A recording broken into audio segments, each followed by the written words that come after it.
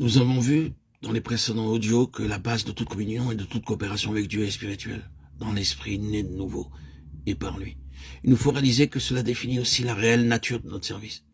L'arrière-plan de toutes les situations cosmiques et spirituelles. Derrière les choses visibles, il y a des choses invisibles.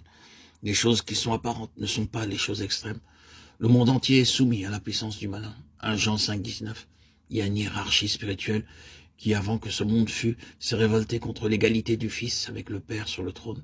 Et bien qu'elle ait été précipitée hors du ciel, et malgré le jugement éternel qui suivit, elle a été dans une révolte active et dans l'antagonisme contre ce dessein éternel durant tous les âges.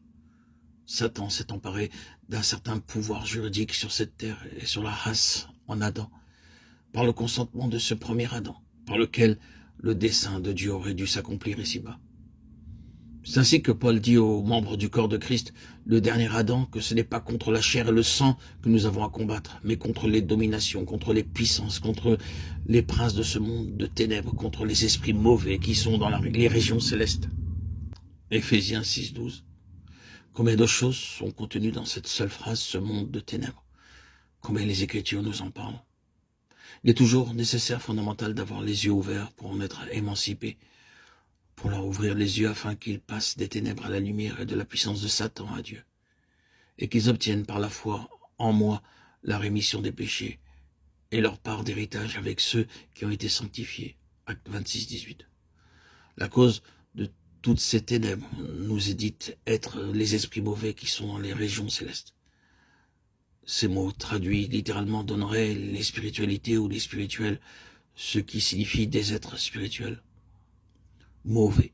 Ici ne signifie pas simplement une méchanceté ou un mal inné, mais une malignité perfide, funeste.